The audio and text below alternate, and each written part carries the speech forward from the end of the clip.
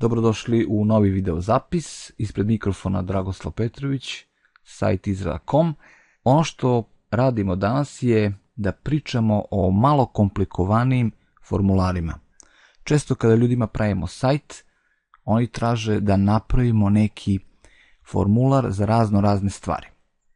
Imamo jednog klijenta iz Amerike koji nam je poslao sajt od jedne prestižne firme u Americi koja se bavi izradom banera, web sajtova i sličnog. Na ekranu sada možete da vidite kako izgleda taj sajt i spustit ću malo dole da vidite o čemu se radi.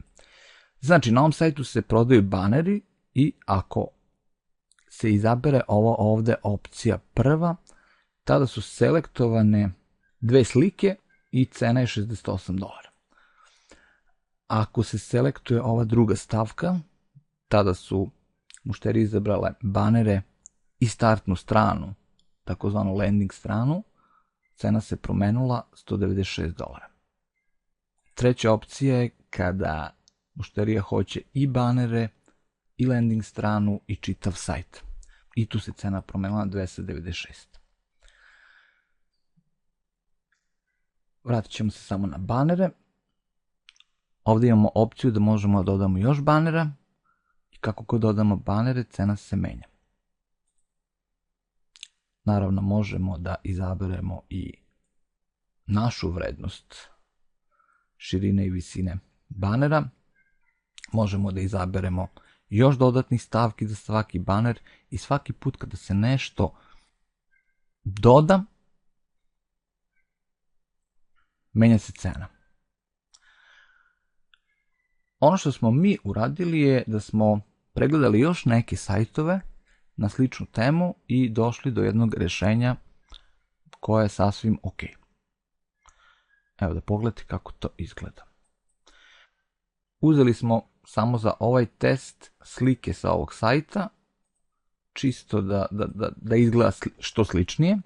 I sada i mi imamo ovde opciju da može se izabere samo baneri i landing strana, vidite cena se menja, banner i landing strana i HTML cena se menja.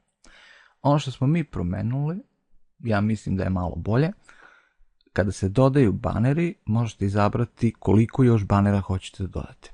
Pa recimo, još 3 komada, evo promenut ćemo cenu, 3 komada i ovdje sad imate različite vrednosti banera, s tim da naravno može da se izabere i proizvoljna vrednost. Ovdje se upiše.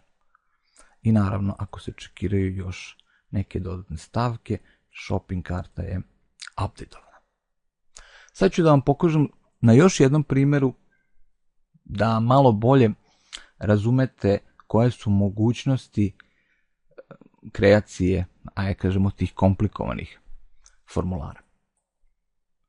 Evo jedan jednostavan sajt, test sajt na kojem isprobavamo razne stvari i ispod imamo jedan, hajde kažemo, formular koji i ne izgleda kao formular na prvi pogled. Imamo polje za ime i imamo način komuniciranja. A ono što možete primetiti je da nema dugme za slanje poruke ili tako nešto. I recimo sada, ako se izabere opcija email, ono što ćete primetiti da se pojavilo polje email adresa, a sada je tu ispod, malo spustim, i dugme slanje. Znači kada isključimo email, dugme nestaje. Zatim osoba može da izabere recimo telefon. I onda se otvaraju još neke mogućnosti. Da li žele samo fiksni telefon? Fiksni telefon se ovdje upiše i kada da vas pozovemo. Ili recimo mobilni telefon. Sada umjesto ovog fiksnog se pojavljuje mobilni. Možda hoćemo i fiksni i mobilni. Imamo polja za oba i kada da vas pozovemo. I ako osoba odluči da ipak neće telefon, klikne ovo i sve to nestane. Možda osoba želi da komunicira Skype-om, ok, ista stvar. Pojavljuje se Skype korisničko ime ili recimo neki drugi način i sada ovdje osoba treba da upiše kako to želi da komunicira. A ako želimo, možemo da čekiramo sve opcije i tada ćemo imati jedan, u stvari, veliki formular. Eto vidite kako je to bilo.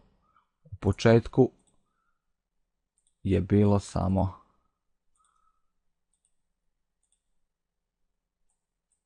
ove dve stavke, a na kraju se to raširilo na mnogo polja.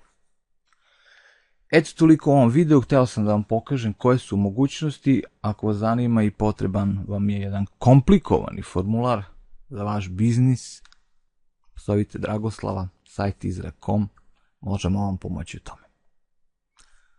Veliki pozdrav iz ofisa Site izrade i čujemo se u nekom drugom video zapisu.